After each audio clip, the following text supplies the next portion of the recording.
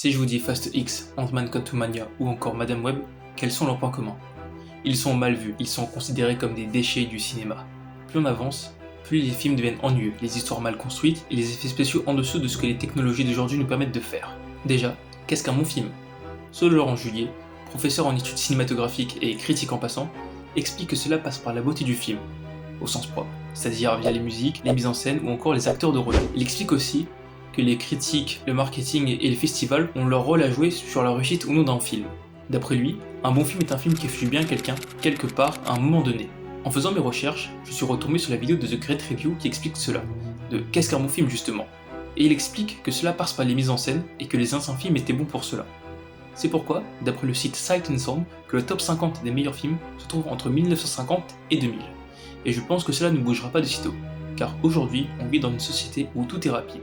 Les ingénieurs de Google estiment que le temps de réponse de la nouvelle génération est estimé à 7 secondes. Autrement dit, les films d'avant ne plaisent pas, car ils ne correspondent plus à la philosophie de notre société actuelle. Pour qu'un film plaise du début jusqu'à la fin, il faut que la première scène soit percutante pour le spectateur. De plus, il y a beaucoup plus de dialogues par rapport à l'époque pour expliquer les situations au lieu de simplement montrer une scène qui l'explique parfaitement. C'est vrai avec tout ce que je viens de vous dire, vous vous demandez encore à la réponse de pourquoi les films d'aujourd'hui sont nuls. Peut-être avec ce que je viens de vous dire, certains ont vu où je voulais en venir, d'autres pas encore. Hormis les piètres performances sur les effets visuels sur certains films dû à la contrainte imposée aux artistes VFX par les hauts planciers qui ne pensent qu'à l'argent, les films deviennent nuls à cause de nous, spectateurs justement. On est la cause de cela malheureusement. Je tiens à souligner qu'avant de continuer cette vidéo, je tiens à dire que tout cela est purement subjectif et personnel. Donc ce n'est pas à prendre au pied de la lettre tout ce que je vais raconter, c'est purement ma vision sur la situation actuelle et rien d'autre. Je trouve que la plupart du temps, quand on veut aller voir un film au cinéma, on regarde d'abord la bande-annonce, et pour certains même, les critiques sans spoiler et les théories. Je trouve que à cause de ça, malheureusement, on se gâche le film, justement. Indirectement, tu t'es déjà fait un avis sur le film, et si ça ne correspond pas à tes attentes, tu vas dénigrer le film alors que l'histoire était plutôt bien.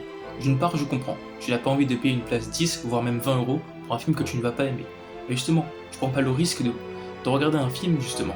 C'est là toute la beauté d'aller voir un film au cinéma. C'est juste en lisant un synopsis, d'aller voir le film, et de payer ta place, que tu sauras vraiment si tu aimes ou pas le film.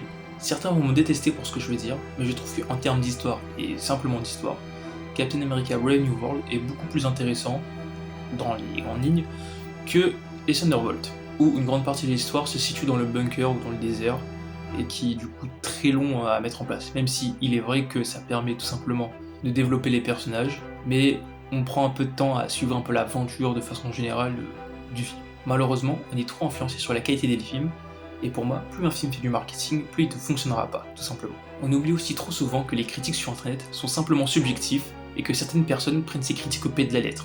Et je trouve ça dommage. Merci d'avoir regardé cette vidéo, j'espère que cela vous a plu sur tout simplement que devient les films au cinéma et pourquoi sont-ils nuls, même si bon, c'est faux, il y a pas mal de projets qui sortent, qui sont vachement bien intéressants, il faut juste chercher les bons films malheureusement.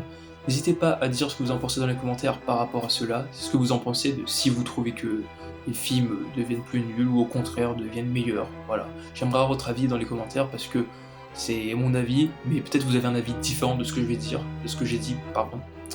Du coup, voilà. Donc n'hésitez pas à vous abonner, à liker, et on se retrouve pour d'autres nouvelles vidéos autour du cinéma. Et effectivement, vous connaissez la chanson, c'était Sébastien sur The Motion Picture. Fin de tournage.